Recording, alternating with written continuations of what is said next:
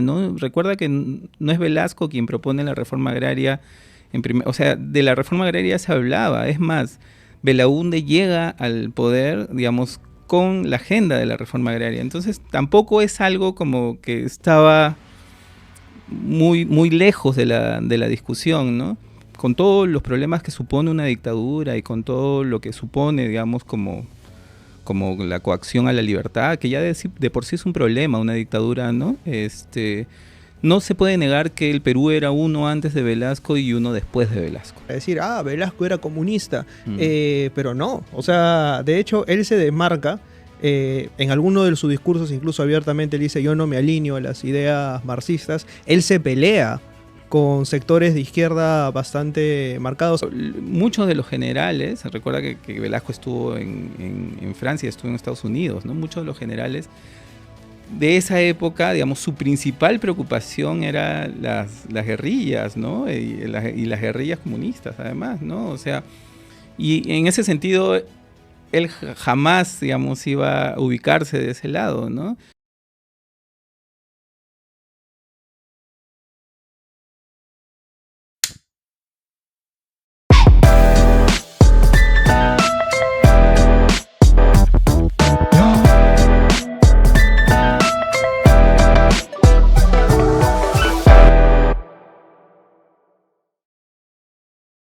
¿Quién fue Juan Velasco Alvarado? ¿Por qué lo aman? ¿Por qué lo odian? Para hablar de esto y de otros temas, vamos a hablar de este libro en particular, Mitologías Velasquistas, que ya va, según su autor, Miguel Sánchez Flores, por la tercera edición. Miguel, bienvenido al Buen Librero. Una vez más. Una vez más, ya, Franco, un gusto estar contigo y una alegría además hablar de un libro que pese a que tiene creo 4 años de publicado, sigue, digamos, otorgándonos la posibilidad de conversar sobre algunos aspectos del velasquismo y de lo que pasó en ese entonces, ¿no? Tú mencionas en una de las entrevistas que estaba oyendo de camino acá que cuando alguien menciona la palabra Velasco, es automáticamente como Moisés y el Mar Rojo, ¿no? Se abre en dos bandos, gente que está a favor y gente que está en contra, pero con posiciones muy marcadas. ¿Por qué Velasco es un tema que polariza? Es una de las tres grandes dictaduras del siglo XX que marcan la historia del Perú. La primera es la de Leguía,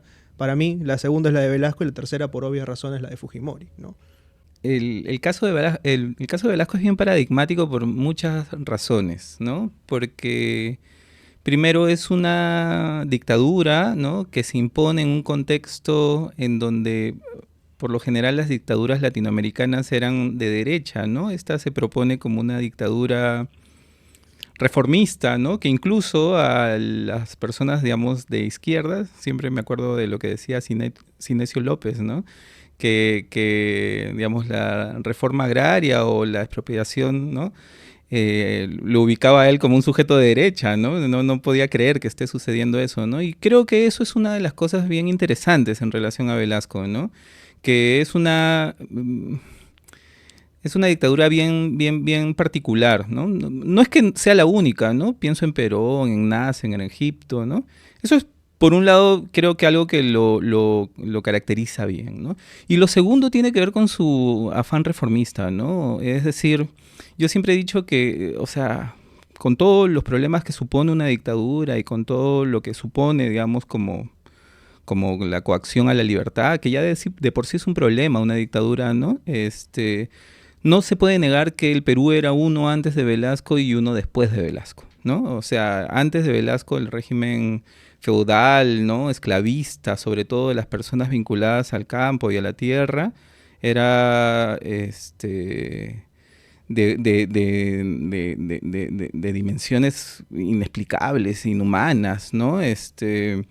Y, digamos, lo que sucede con Velasco es que a partir, digamos, de esta mirada reformista que tiene, lo que hace es ponderar, digamos, ¿no? La dignidad, sobre todo la dignidad de la gente del campo. Y en ese sentido creo que claro, para eso hay que enfrentarse, ¿no? A las estructuras de poder, ¿no? A los latifundistas, al gobierno estadounidense, a los grandes dueños del Perú, que siguen siendo los mismos de ahora, más o menos, ¿no? Y creo que eso genera un poco esta dicotomía de la que tú mencionas, ¿no? Por un lado, ¿no? Es es el chivo expiatorio, la explicación, digamos, un poco de la ruina, del fujimorismo, del terrorismo, de la inflación, etcétera, etcétera. Pero por otro lado, también es como alguien que le dio dignidad a una vida indigna, ¿no? A un régimen, que puso fin a un régimen esclavista, ¿no? A partir de las reformas agrarias y de las distintas reformas que hizo, ¿no? Entonces, siento que hay un poco de eso, ¿no? Gonzalo Portocarrero decía siempre que era como entrar a un subterráneo lleno de fantasmas, ¿no? Donde digamos, discuten, ¿no? La tensión se establece, digamos, entre esta clase dominante, ¿no? Y una clase subalterna. Yo creo que eso es un poco lo que caracteriza un poco a la mitología velasquista, ¿no?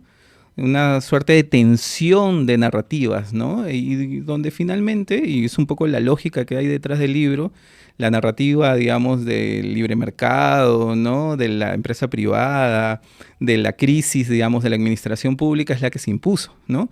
Por eso lo que me interesaba cuando empecé a pensar un poco el libro era cómo discutimos estas mitologías, ¿no? ¿Son verdad lo que se decía? ¿Es verdad lo que se decía o no es verdad lo que se decía, ¿no? Por ahí va un poco la lógica, ¿no? Del libro, y creo que también lo particular de Velasco. De hecho, tristemente habría que decir que los dictadores, ¿no? Generan esa suerte de dicotomía siempre, ¿no? Pienso que ahora hay gente, digamos, que sigue reconociéndole a Fujimori, no solo, digamos, algunas virtudes, ¿no? Pese a que, digamos, sabemos que fue un gobierno corrupto, que fue un gobierno genocida, etcétera, etcétera, ¿no? Yo creo que ahí habría que ponderar eso, ¿no? O sea, y pensar y criticar también, ¿no? Cualquier tipo de dictadura. Eso también fue una de las cosas que me interesaba, ¿no? La idea no era, digamos, mistificar la figura de Velasco, porque finalmente ni siquiera nací en esa época, ¿no? Sino más bien discutir, digamos, hasta qué punto estas narrativas que se construían a partir del velasquismo eran verdad, eran mentira, o había mucho de esta tensión, ¿no? Para establecer cuál es la narrativa que se impone, ¿no? Y que se consolida, ¿no? Bueno, hay un hecho, ¿no? Y es que él toma el poder de facto, ¿no? Destituye a Belaúnde, nacionaliza la IPC, y esta nacionalización, además, en paralelo a tu libro, también he estado leyendo que se llama Los años de Velasco, de Rolando Rojas, se ven algunas cosas, o sea, que son, me parece raras, ¿no? Te mencionaba, por ejemplo, este apoyo inicial de la iglesia, ¿no? Particularmente del cardenal Landázuri, ¿no? Cuestiones que hoy en día podrían parecer incluso hasta divorciadas, ¿no? Siendo la iglesia un ente bastante conservador que propicie o que esté a favor de un gobierno de facto, pareciera, no sé, casi contradictorio, ¿no? Sí, ahí yo te diría que, claro, no hay una sola iglesia, ¿no? Es más, ¿no? Uno podría ubicar en la iglesia católica en la actualidad desde los jesuitas hasta el Opus Dei, ¿no? Con, digamos, distintas posturas, definitivamente, ¿no? No me sorprende mucho, digamos, que la iglesia apoye dictaduras, menos aún, digamos, hace 50, 60 años, ¿no? Quizá lo más interesante en relación al vínculo de la religión con la dictadura, sobre todo de Velasco, con el velasquismo, sea pensar en, no sé, una de las cosas bonitas del libro es que aparecieron varios temas que parecen que todavía están por estudiarse o por reflexionar, ¿no? Una de ellas justamente es el de la religión. Hay algo de progresismo en estos generales detrás de... Lo digo progresismo con dificultad, ¿ya? Pero hay algo de progresismo en estos generales del CAE, ¿no? Habría que pensar cuál es el vínculo con el contexto, ¿no? Recuerda que, digamos, Velasco llega al poder el 68, ¿no? O sea, casi una década, un poco más de una década después de la Revolución Cubana, ¿no? O el triunfo de la Revolución Cubana, ¿no? Y también llega al poder en la época de las teorías de la dependencia, ¿no? De esta mirada desde el sur a estas estructuras académicas y metodológicas que incluían también a la religión, ¿no? A alguien como, por ejemplo, el padre Gutiérrez, con la teología de la liberación, es alguien que, digamos, desarrolla un poco su teología o su pensamiento durante aquella época, ¿no? Que tiene que ver justamente con desestructurar un poco la lógica teológica tradicional, hegemónica, ¿no? Es decir, cómo hablarle de Dios a alguien en un país cuando en realidad no ha resuelto problemas básicos como la alimentación o la vivienda, ¿no? Lo mismo sucede en la educación, ¿no? Con Paulo Freire, o lo mismo sucede en el teatro, ¿no? Con Augusto Boal, ¿no? Es decir, hay muchas personas desde distintas disciplinas durante esa época que están pensando en cómo desestructurar un poco la lógica hegemónica con la que se ha pensado las disciplinas, ¿no? Entonces, ¿cómo hablar de teología romana acá donde las personas no tienen para comer en esa época? O cómo hablar de teatro, ¿no? En un lugar donde las personas no tienen para ir al teatro, ¿no? O cómo hablar de educación desde una mirada siempre horizontal, ¿no? Entonces ahí hay como creo que hay un momento, es un momento bien particular, ¿no? Donde estas estructuras hegemónicas se empiezan a interpelar, ¿no? Obviamente esto tiene que ver con lo que sucede después de la guerra, ¿no? La guerra no solo se gana militarmente, sino se gana ideológicamente y comercialmente. Entonces, a propósito sí. de esto, ¿no? Esto tú mencionas, claro, evidentemente hay un afán por parte de la iglesia de implantar ciertos modos de vida. Y también hay un afán de tratar de mucha gente de decir que el Perú antes de Velasco podía haber incluso parecido hasta una especie de paraíso que este tipo arruinó sistemáticamente a través de su reforma agraria, a través de la creación del Sinamos, a través de la creación del SERP, y hay muchos de mito aquí también. Hay cosas que fueron verdad y cosas que no, ¿no? ¿Qué podríamos decir en torno, por ejemplo, a la reforma agraria? Que no fue la única que se hizo, entiendo, en América Latina. O sea, la de Velasco es una de las tantas reformas agrarias que se hacen, pero creo que fue una de las más radicales por lo que implicaba realizar una reforma de este tipo aquí en el Perú en el año 68. Sí, sí, o sea, de hecho la reforma agraria creo que es no lo digo yo, lo dicen los especialistas, ¿no? Una de las más radicales, como tú dices, ¿no? Incluso comparada con la reforma agraria cubana, ¿no? Etcétera, etcétera. Yo creo que, digamos, el gesto, ¿no? De otorgar, primero, de quitarle las tierras a estos dueños y entregarle las tierras al campesino peruano, ¿no? Quien es el que la trabaja, ¿no? Es un gesto reivindicativo, ¿no? Es un gesto, yo creo que emancipador, ¿no? Es un gesto, era una necesidad, ¿no? Recuerda que no es Velasco quien propone la reforma agraria, o sea, de la reforma agraria se hablaba. Es más, Belaúnde llega al poder, digamos, con la agenda de la reforma agraria. Entonces, tampoco es algo como que estaba muy, muy lejos de la discusión, ¿no? Me parece que Lindley lo había propuesto anteriormente también, ¿no?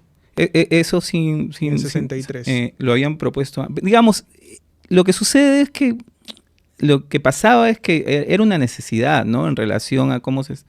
Ahora, la pregunta es cómo se hizo, si se hizo bien, si se respetaron, digamos, las, no sé, haciendas que eran productivas, las que no eran productivas, si el programa cooperativista fue el mejor, etcétera, etcétera, ¿no?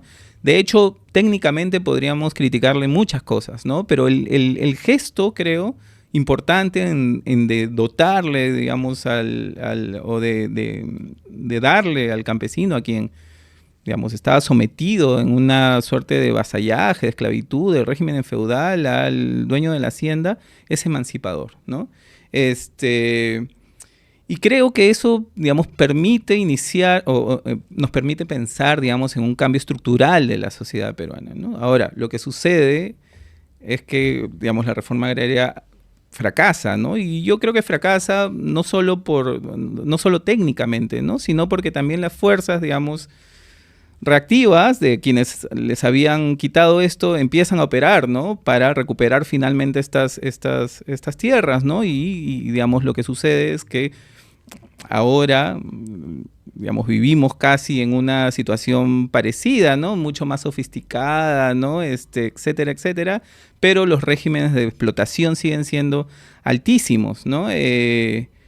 Entonces creo que es un buen gesto que se queda, digamos, a medio camino, ¿no? Que tiene que ver también con la desmantelación, un poco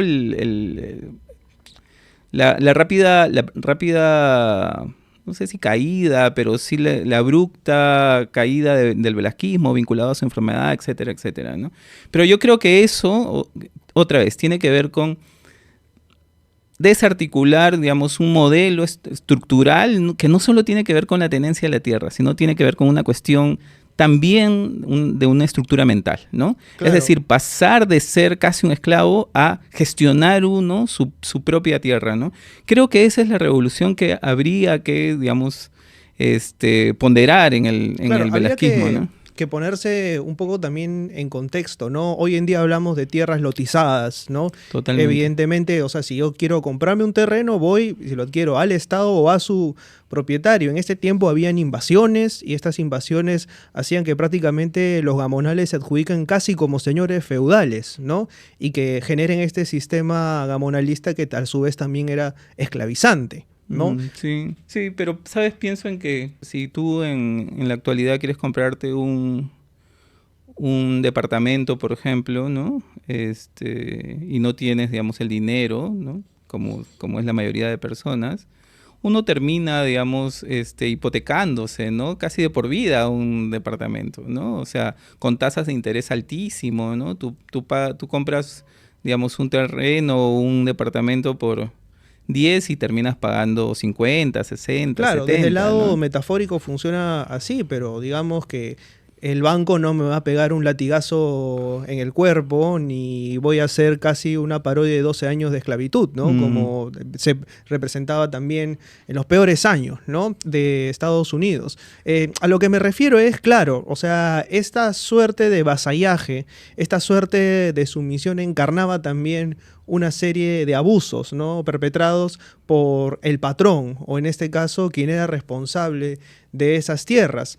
Hay quienes dicen que lo que no se le perdona a Velasco no es que la reforma agraria la haya hecho bien o mal, no es que los sistemas de cooperativas hayan engendrado una corrupción enorme, que también está presente justamente en Historia de la Corrupción en el Perú, ¿no? O sea, que es un libro hartamente citado, sino que lo que no se le perdona a Velasco es justamente haber hecho una reforma agraria que permitiese que los que eran poderosos dejaran eventualmente y paulatinamente de serlo, y con esto dejen de ser inmunes frente a los observatorios y a las inquisiciones que engendra el poder en sí mismo. ¿Tú crees que sea esto o que tenga esto que ver?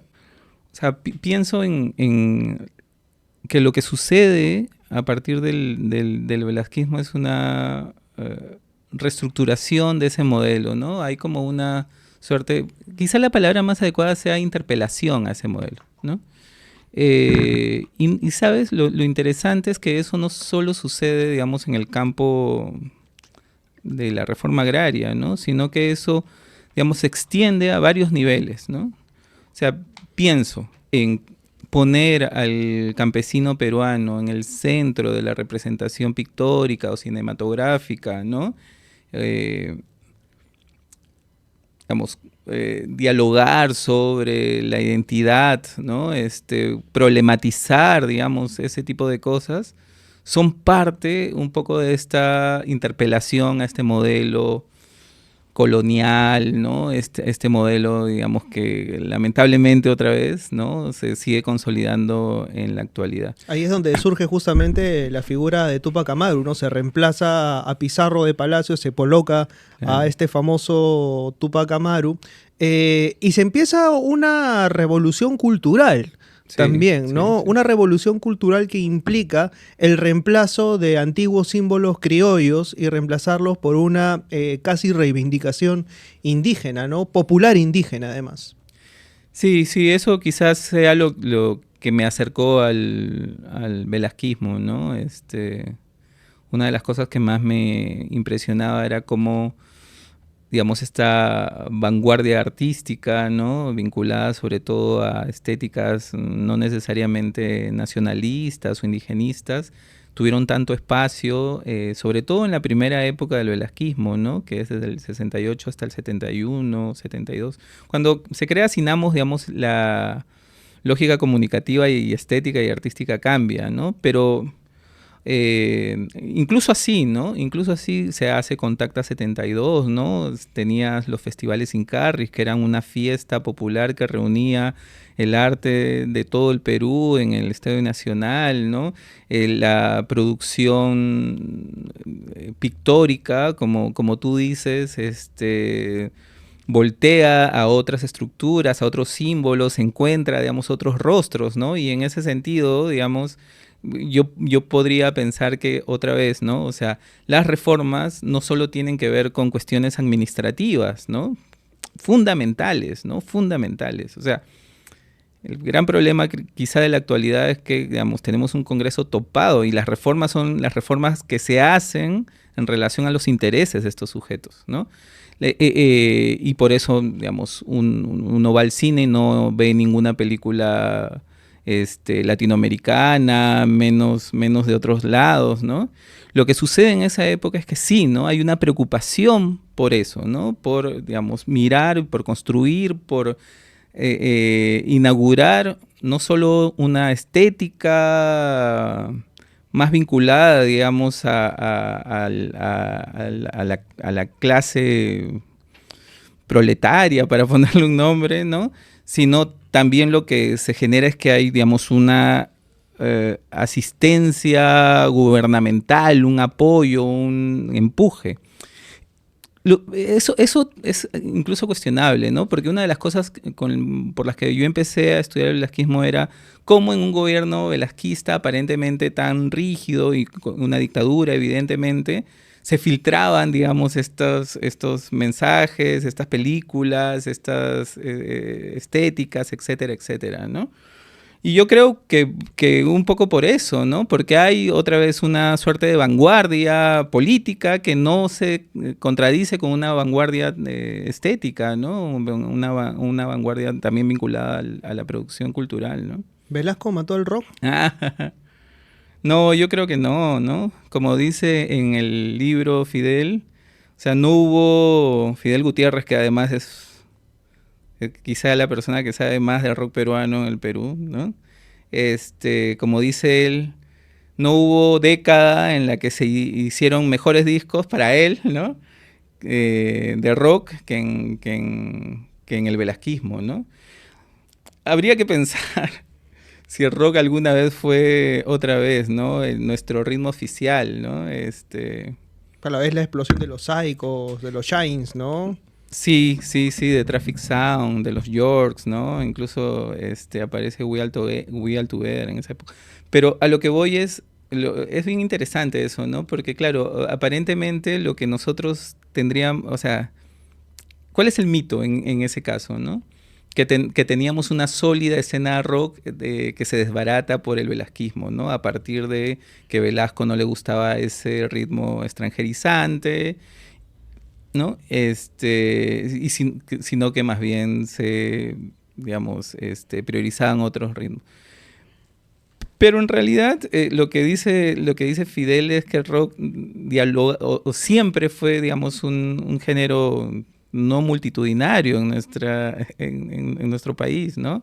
Que en esa época, digamos, hay una explosión, por ejemplo, del tropicalismo, ¿no?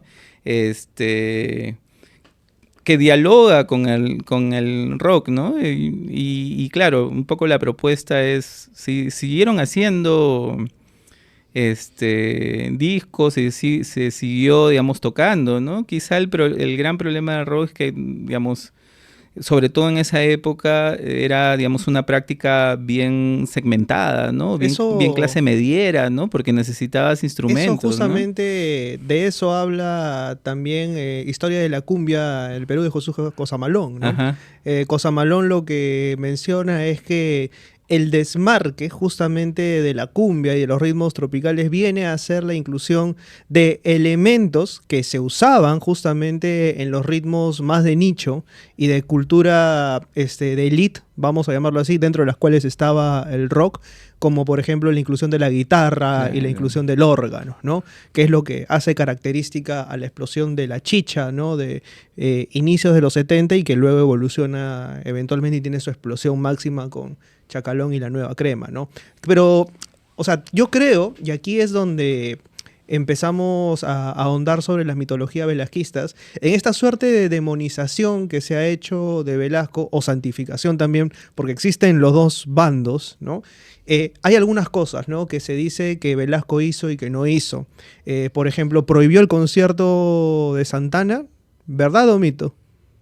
Según el texto de Santisteban es un mito, ¿no? O sea, lo que sucede en esa época es que el contexto universitario, es increíble, ¿no? De San Marquino, ¿no?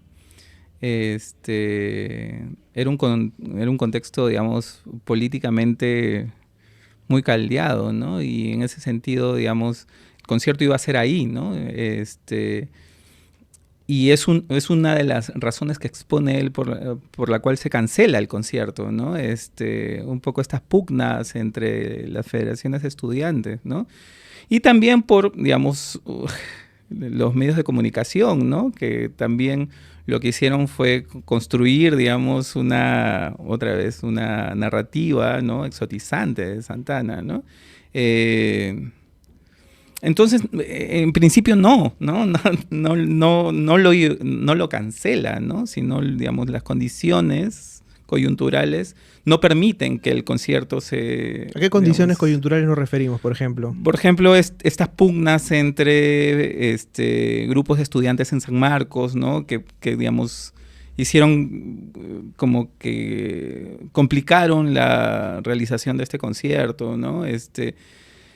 No es que Velasco va y dice no se hace el concierto porque este sujeto es un sujeto que va en contra, ¿no? Ahora, mucha gente toma esto como para decir, Velasco era comunista, pero no. O sea, de hecho, él se demarca, en alguno de sus discursos, incluso abiertamente, él dice, yo no me alineo a las ideas marxistas. Él se pelea con sectores de izquierda bastante marcados. Hay una entrevista que tú justamente recoges en la que se coloca algo que le dice a César Hildebrand, ¿no? Como que estas reformas las iban a impedir los comunistas y los rojos abiertamente, lo dice así Velasco, ¿no?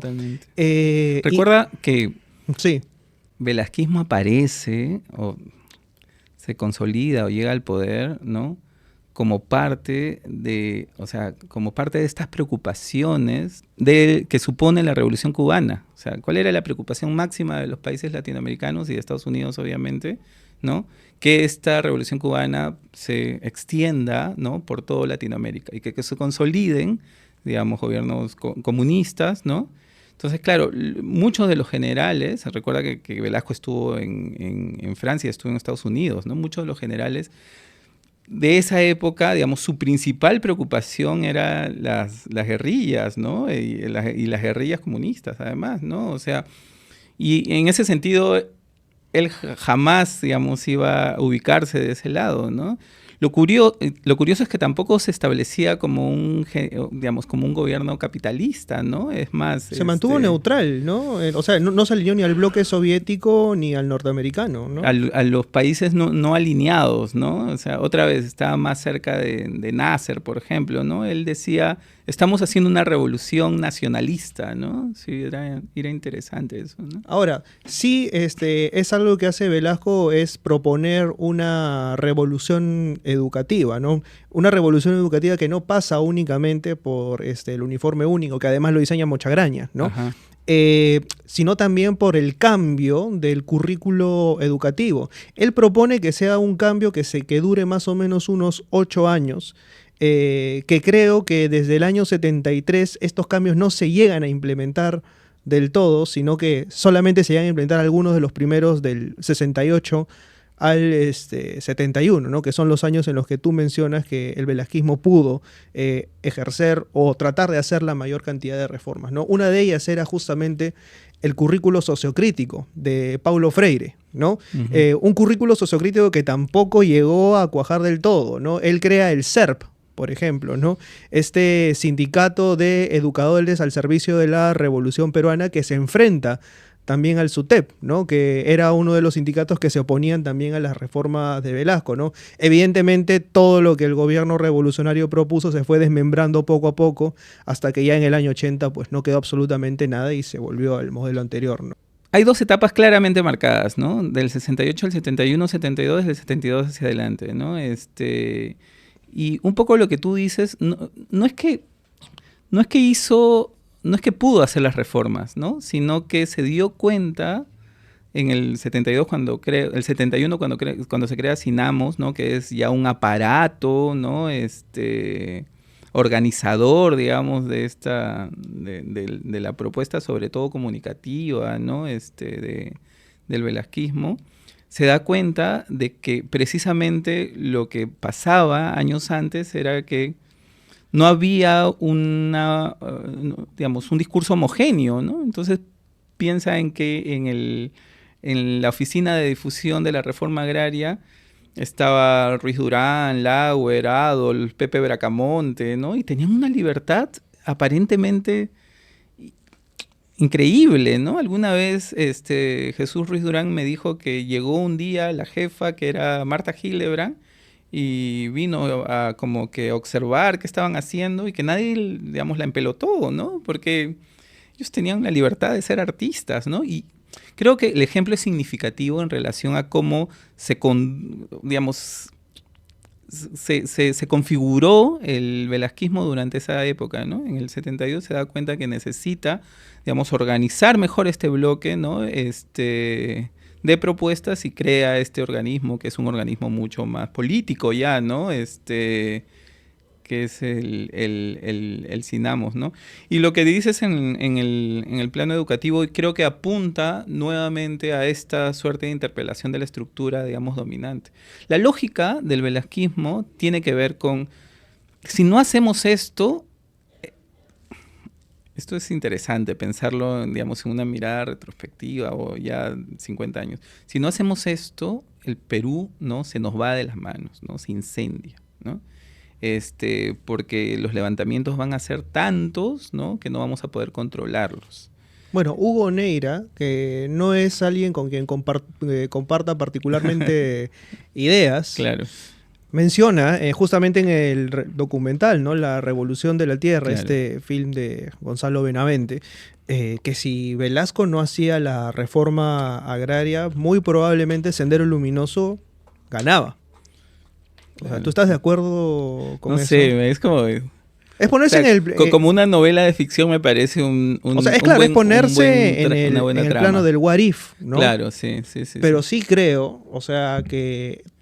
O yo podría responder que por ahí la otra opción era un gobierno de derecha mucho más sanguinario, ¿no? Como pasó cuando llegó Fujimori, ¿no? Uh-huh. Tipo Pinochet, ¿no?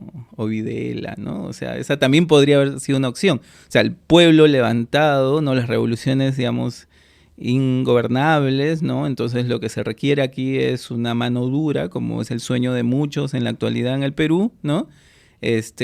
Creo que Velasco era consciente de eso, ¿no? O sea, de que tenía que hacer reformas, porque si no, no había posibilidades, ¿no? Para mantener vamos a llamar, el orden social. Son reformas que Belaúnde creo que no hubiese llegado a hacer, ¿no? En lo que le quedaba de gobierno, en los intentos que tenía, con la oposición que tenía también en el Senado, ¿no? En el Congreso de la República de ese momento, ¿no? Esta alianza APRA con la Unión Nacional Odriguista. O sea, uno mira la historia del belaundismo del 63 y es como nuestra historia de los últimos 50 años, ¿no?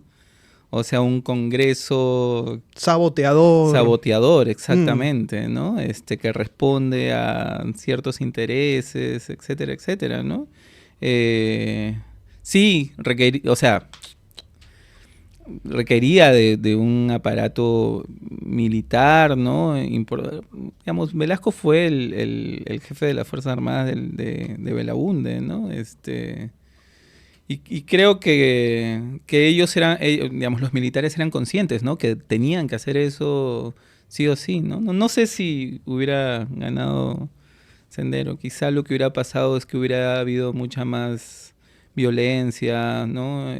Mucho más muertos, que ahora el número de muertos y desaparecidos de la época del conflicto armado hubiera sido mayor, ¿no? Quizá, ¿no? Pero no sé, ahí sí. Para una ficción puede ser, pero para la A ver, yo sí creo que hay una forma en la que ganemos todos, y es comprando estos filtros de Yaqua.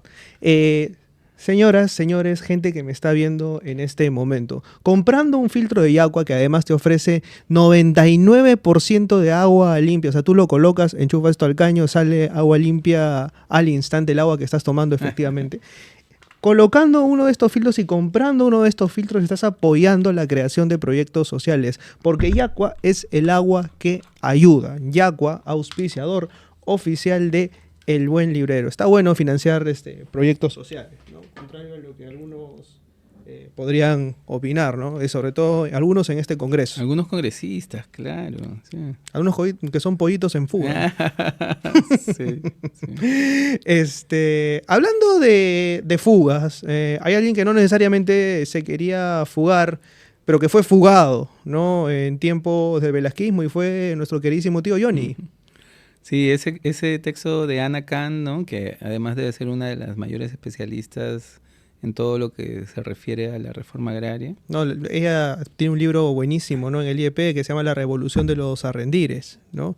Donde también especifica algunas de las cosas que pasaron en el velasquismo, ¿no?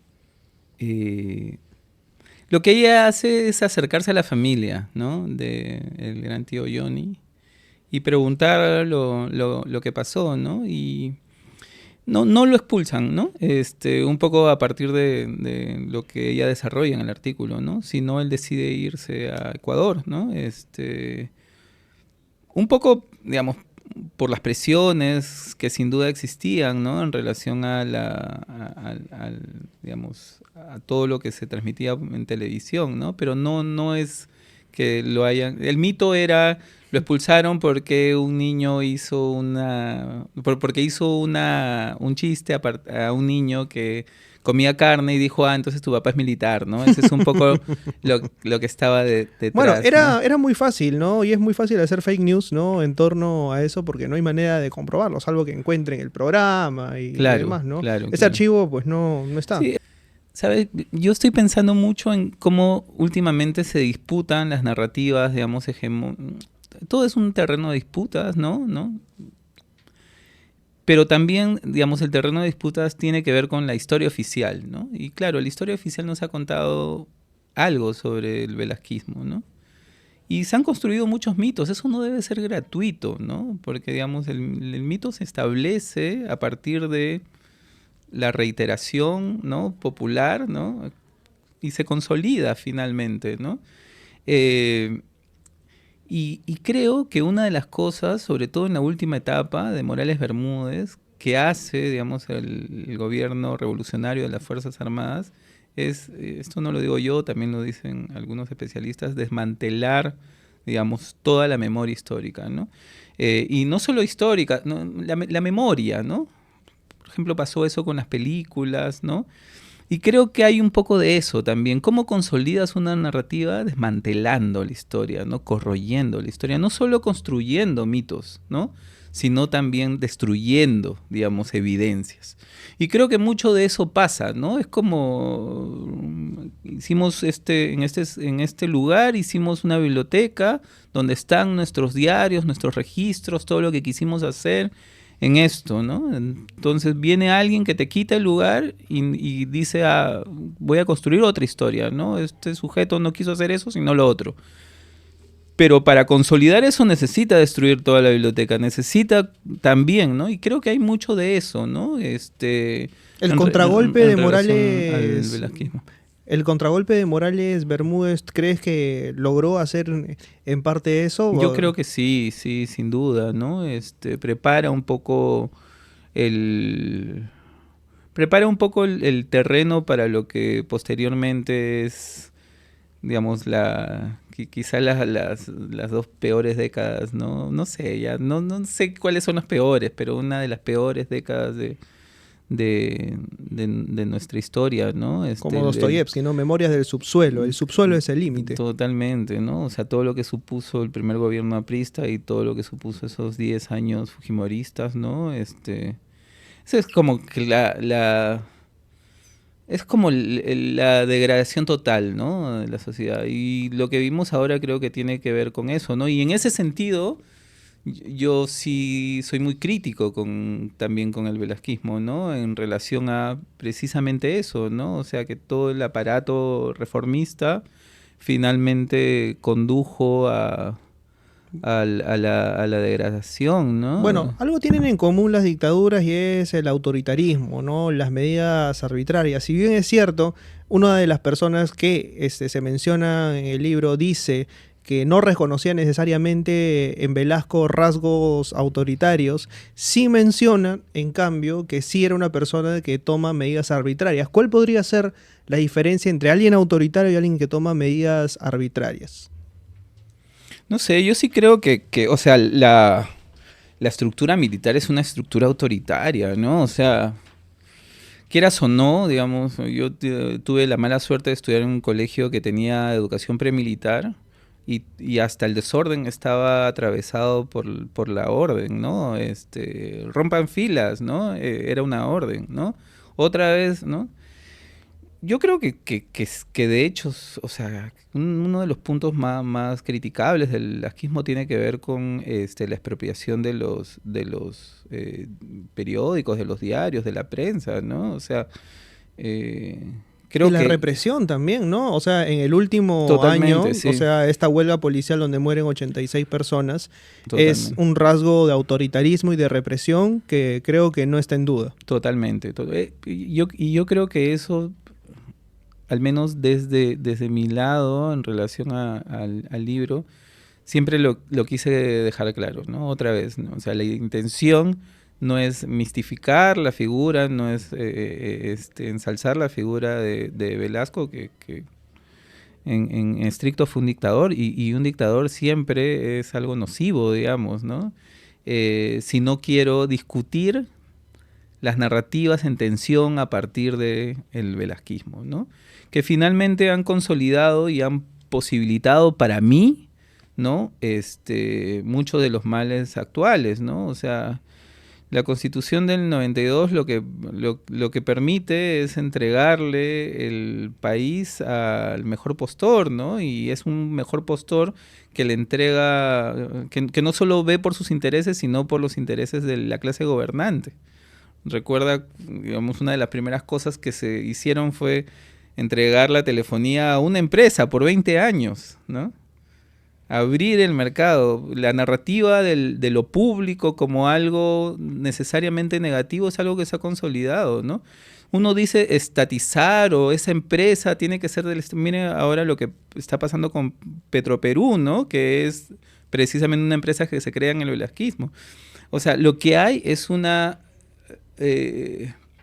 ataque constante a la lógica de lo público, ¿no? Entonces, si tú tienes un dolor en un dedo, ¿no? La noticia dice que fuiste por un dolor en un dedo y te amputaron una pierna, ¿no? Y lo mismo sucede con la educación pública, ¿no? O sea, la educación pública está devaluada, degradada, ¿no? ¿Quiénes ganan en esto? Gana la universidad privada, ¿no? Que hay una decepción también tremenda, ¿no? De los maestros en el gobierno de Velasco, ¿no? De hecho, Belaunde, dentro de sus promesas, les aumenta el 50% del salario. No les puede aumentar más debido a la crisis económica. Pero ellos esperaban que en un gobierno abiertamente nacionalista, popular y revolucionario, el maestro tuviese una figura preponderante. Y no fue así, necesariamente, sí, ¿no? Sí, sin duda, ¿no? Esa es una de las grandes críticas que les hacen, sobre todo las Y, o sea, y esto me lleva también a pensar, o sea, lo mal que tratan las dictaduras a los maestros, ¿no? Que son justamente el eje principal de cambio, ¿no? Fujimori también trata terriblemente mal a los maestros, facilita la construcción de universidades, bueno. Ya sabemos el resultado de la Claro. construcción de universidades, que en muchos casos han sido fachadas para lavado de dinero, con estudiantes fantasmas y que terminan desapareciendo, ¿no? Yo creo que el empobrecimiento de la educación es el resultado de una cultura de poder que lo que busca es controlar y a través del control minimizar el poder de acción del pensamiento, ¿no? Sí, totalmente. Ahora, ¿sabes lo más curioso? Y esto es algo que a veces, como que me desanima un poco, ¿eh? Que, digamos, incluso en democracia, aunque no sé si esta democracia es democracia, como dice la canción, ¿no? O sea, parece leche, pero no es leche. Claro. Lo que sucede es un poco lo que tú dices, ¿no? Hay una suerte de simulacro, ¿no? De artificio, ¿no? De una supuesta libertad, de una supuesta agencia, ¿no? De una supuesta libertad, cuando en realidad, digamos, estás sujeto a la lógica del mercado, ¿no? Finalmente, ¿no? Entonces creo que sí se ha consolidado un modelo que no necesariamente es un modelo justo ni equitativo y que excluye a los que siempre se han excluido, ¿no? A precisamente estas personas que el velasquismo quiso ponderar, ¿no? Esta situación que se quiso interpelar desde la mirada reformista con el objetivo precisamente de mantener una suerte de equilibrio social, ¿no? Lo que ahora sucede es una consolidación de un modelo donde las personas constantemente excluidas siguen siendo excluidas, ¿no? Y creo que eso, digamos, desanima, ¿no? Desanima. Yo sí creo que dentro de todo lo que podemos ver en el gobierno de Velasco, la dictadura de Velasco, que luego es continuada, aunque desde otra acera por Morales Bermúdez, es que hubo un intento de aproximación a entender finalmente el mundo andino. Tratar de entender la visión del indígena, cosa que hasta me parece el siglo XX y con todos los gobiernos que habían habido no hubo una aproximación más o menos certera, ¿no? Sí.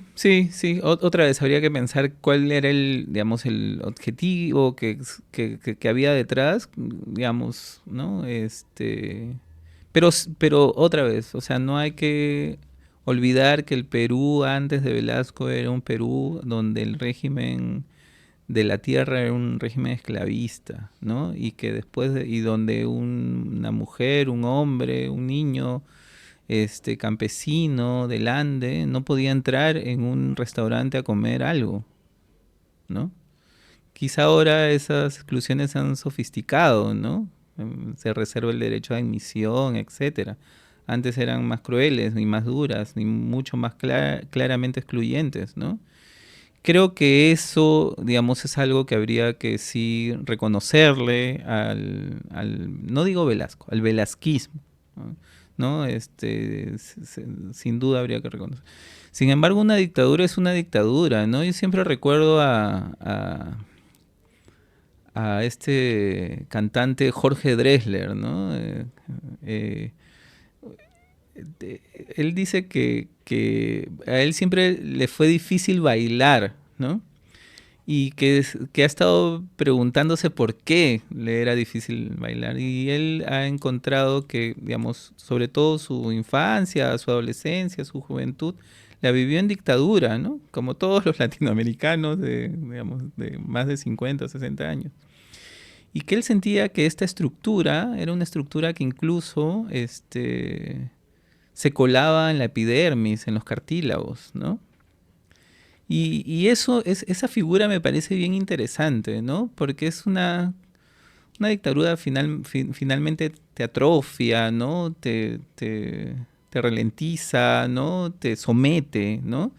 Y habría que pensar, y habría que criticar siempre las dictaduras, y habría que criticar las democracias que se construyen como artificios de democracias, cuando en realidad son, digamos, dictaduras, digamos, validadas, ¿no? O sea, piensa en Bukele, por ejemplo, ¿no? Sí. O sea, ha sido elegido democráticamente, pero ¿podríamos decir que eso es una democracia? Evidentemente que no, ¿no? Y hay algunos que cuando traté el caso Fujimori dijeron, pero en el Imperio Romano dictador era otra cosa. ¿Te das cuenta? O sea, esos son los argumentos. No están utilizando el premodernismo, incluso el prefeudalismo, ¿no? Como argumento para justificar que hay dictaduras mejores que otras, ¿no? Sí, sí, yo creo que ya el concepto ha quedado grande, ¿no? Se ha convertido en un cajón desastre, como dicen, ¿no? Donde hay espacio para todo tipo de formas de gobierno, ¿no? Por eso me gusta esa canción, ¿no? Del estallido de hace unos meses. Esta democracia ya no es una democracia, ¿no? Porque supone una resignificación conceptual ya, ¿no? O sea, supone interpelar un concepto. Eso me parece, a mí que me gusta Eyelson o Vallejo, ¿no? Eso me parece súper revolucionario, ¿no? O sea, interpelar conceptos, ¿no? Ya no desde el reformismo, digamos, político, sino desde lo popular, desde una canción que se transmite popularmente, ¿no? La otra vez le pregunté a un amigo, ¿no? ¿Qué es lo contrario al capitalismo, ¿no? Al neoliberalismo? Y me respondió algo lindo, lindo. Me dijo la fraternidad, ¿no? Y yo creo que, digamos, esta canción, ¿no? Viaja comunitariamente, de manera popular, ¿no? De manera fraterna, ¿no? Con un mensaje potente, ¿no? Que tiene que ver con precisamente interpelar un concepto, ¿no? Un poco eso es la idea que está detrás del libro, ¿no? O sea, pensar en conceptos, ¿no? Pensar en categorías aparentemente validadas históricamente y revisitarlas, ¿no? Y en ese sentido, lo que me interesaba en el libro era que no necesariamente alguien que haya vivido esa época o que haya estudiado esa época lo revisite, ¿no? Sino más bien alguien que ha escuchado el mito y que a partir de esa mitología creada en nuestros cerebros pueda volver, a partir de una investigación, a repensar este mito, ¿no? A no creer finalmente en la posverdad, ¿no? Tratar de ir siempre más allá. Y a mí me parece algo revolucionario, y es que este libro esté ya por su tercera edición. Un libro que me parece necesario para tratar de visitar la historia desde otro punto de vista en torno a estos mitos que se crean, en este caso en torno a otro dictador, ¿no? Que es Juan Velasco Alvarado. Gracias, Miguel, por haber venido. No, gracias a ti, Gianfranco. Siempre es un gusto conversar contigo. Y con nosotros será hasta la próxima semana a la misma hora por el mismo canal y pese a muchos con el mismo dictador, perdón, conductor. Chau, chau.